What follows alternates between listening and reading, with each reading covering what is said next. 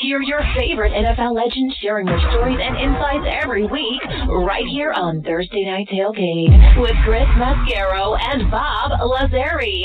Take it away, Once guys. the door is locked, there's no way out. And now back in making her fifth appearance with us here on Thursday Night Tailgate is Gay Culverhouse. Let me remind you a little bit about Gay's background. She's the former president of Notre Dame and the Tampa Bay Buccaneers. She is the daughter of former Bucs owner Hugh Culverhouse. She is also the founder of Gay Culverhouse Players Outreach Program, which assists retired NFL players to access the benefits that they are entitled to from the NFL. She is also the author of the book Throwaway Players, The Concussion Crisis from Pee Wee Football to the NFL. And we are very excited she is back with us again tonight here on Thursday Night Tailgate. Hey, Gay, Chris and Bob, thanks for coming back on the show. Great to have you back. Oh, my pleasure. I wanted to tell you, yesterday, my father would have been 100 years old if he had lived. Wow. Wow. Well, certainly Is happy that birthday to him in his amazing? memory. Yeah. Yes. I mean, you know, you're talking about the late 70s and Pastorini, and, you know, we started playing in the mid-70s, but it seems like yesterday. And all of a sudden I thought, you know, as I'm waiting to come on, I'm thinking, I thought, oh my gosh, yesterday would have been my father's 100th birthday. But, you know, hearing Dan talk, it just feels like all of that just happened 2 weeks ago. Indeed.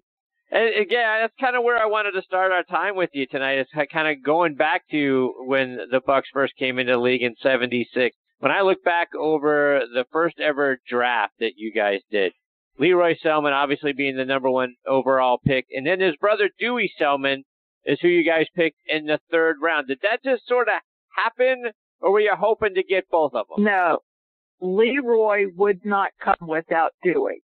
Is that right? That's right. I can't make that up.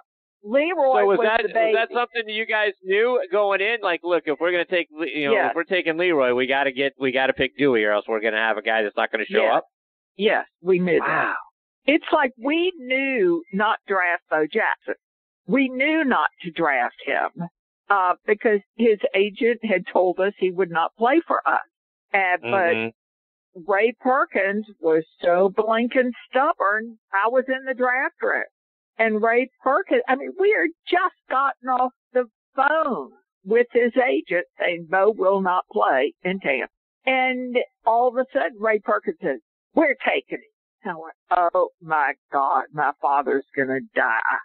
And of course, Bo Jackson did not come, and we lost the first round pick. First coach John McKay. I'm not sure there's a bigger character of the game or a funnier head coach, maybe ever. What do you remember about John McKay? What's your favorite John McKay story? Well, I think the real problem is no sports writer or fan in Tampa got the fact that he had a dry California wit. And when, after one particularly awful game, a sports reporter yelled up at the press conference, what did you think about the execution of your offensive line? And he says, I am all for it. And nobody got it. That's a great line. Meanwhile, those of us that knew him were over in the corner just dying, laughing. It just died, you know, because he would have liked to have executed every single one of them because his quarterback got killed. And he would have liked to taken every one of those linemen out and shot him. But he said what he thought, but they just didn't get it. You know, the sports writers and journalists at the time just did not get that California dry wit. And Gay, one of the other top draft picks that you guys had was one of my all-time favorite players as a guy from Pittsburgh. You guys took Hugh Green in the first round in '81, and Hugh was a guy that nearly won the Heisman Trophy, you know, as a defensive end. And some tragic things happened to him injury-wise that curtailed his career. But how much did we lose? How much did it hurt you guys to see you had him and then things didn't work out the way I'm sure you guys planned for it to? And he was a great guy. I mean, he was bright. He was very bright, athletically inclined, and tall. I mean, he was tall like Doug Williams was tall. You know, he could have played point guard really easily in basketball. But he was funny because we had this beach picnic every year before the start of the season, and we'd go over to St. Pete Beach. He had the greatest boat. It had more power in it. And so he took one of our players who was listed as weighing 185, 5'8", 185, but I think he probably weighed 135 because Hugh put him behind the boat on one of those parasailers, and Hugh got him up in the air, and he never could get the guy back down. Wow. We were on the beach watching this. And, you know, at first we're going, wow, that's a great ride. He's really flying up there. You know, he must be having a ball. And then we're going, something's not right. Something's not right. Hugh's going slower and slower and in circles, trying to get him to land. He couldn't land. So that was the joke all season, was don't go behind the boat of Hugh Green. You'll never get down. That's great. Bob, questions for Gay? Oh, it's fun. Yeah, it's great to speak with you again, Gay. And I wanted to ask you about your dad and about his, we know he had the unsuccessful attempt to be an owner in the early 70s, but when did you become first aware, Gay, of your father's desire to own a professional franchise? It had to probably be happening way before the early 70s. No, not really. He was so busy working as a tax attorney, right, that it was nose to the grindstone, always. He flew out Monday mornings. He flew back in Friday afternoon. He played golf with his buddies on Saturday and then went to the 19th hole and played gin rummy and took my mother out dancing and did dinner Saturday night. And Sunday we all went to church as a family, went to lunch. And then my brother and I did homework and he got ready to fly out the next day. I mean, that was all that was going on. It was work, work, work. And then he said, I want to enjoy my life. I want to enjoy it. This is, you know, like a grind. And he said, I've got enough money to do something special. And he wanted to move to California in the worst way. And he asked Mom and he asked us kids, you know, we're like adults by then. And he said, would you move to California? I want to go reestablish us in California. And he wanted to be out in L.A.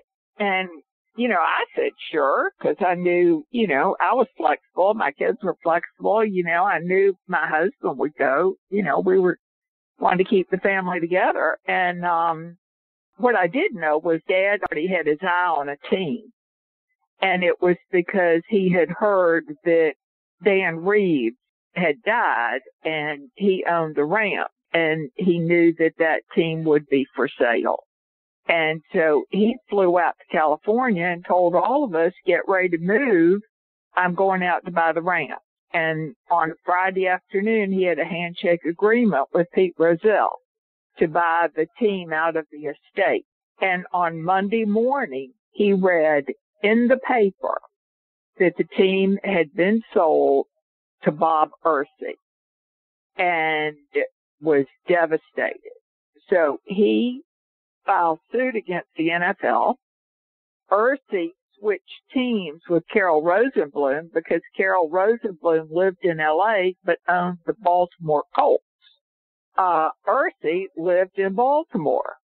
So Carol had set this all up so that Carol could get the Rams where he lived in California, and Bob could get the Baltimore team.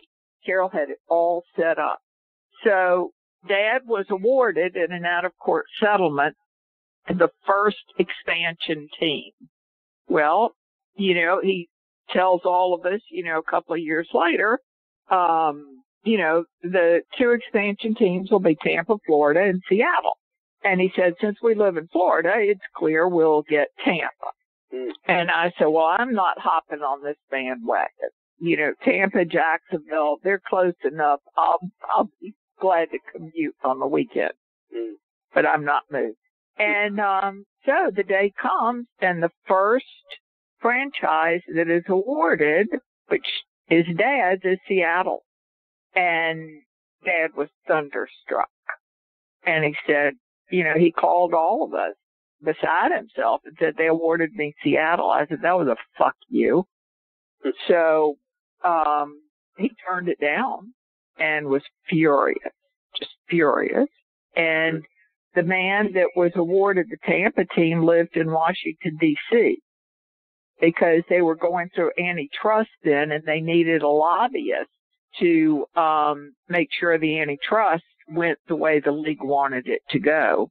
And so they awarded it to this guy, Paul McCloskey, and he could not come up with the money. 3 weeks later, he still couldn't pay for the team. Dad had the money, already secured through NCNB in North Carolina, Hugh McCall, which is now Bank of America.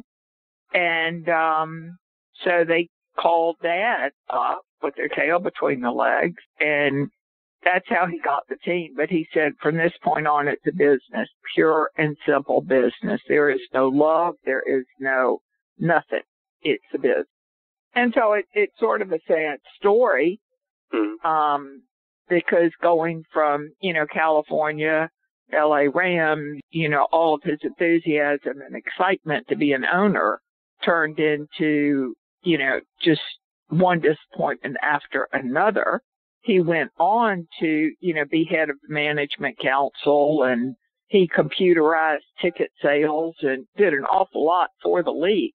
But he knew they were a nest of vipers. Tough story.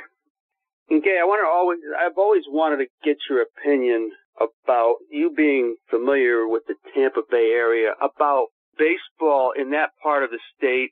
We think of Florida, Southern Florida, we think of it as all football, both at the college and pro level. And the Tampa Bay, the Rays up here, we watch them in Boston on TV. Gay, it looks like there's very few people in the stands. There's more Yankee fans in the stands down there than there are Tampa. Yeah. And now we're hearing about possible building stadiums, the team staying there. I mean, what do you see for the future there? And can it ever be like a baseball town down there? They were a baseball town over in Tampa for Steinbrenner, because Steinbrenner lived in Tampa.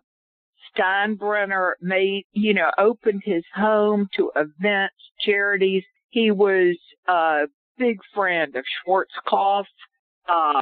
He supported the symphony and would have concerts for children, and Schwarzkopf would be there handing out teddy bears. He would do things like see a school bus broken down by the side of the road and send pizza for all the kids on the school bus. He was, he was Mr. Baseball for Tampa. And Tampa formed an allegiance to the Yankees. And they have the Yankee Field right across from, the Buccaneer Stadium. And that place is mob for spring training. And so for the Rays to come in, Vince Namoli, come in and try to compete with Steinbrenner's Yankees, is just no competition. That's the problem. And St. Pete is a different, it's a different group of people than Tampa. St. Pete was the first city in America to have ramped sidewalks for the wheelchairs because of all the old people. It's just got a different vibe. It's not a vibrant, young, hip club town. It's old, and the population is old, and they can't really change that.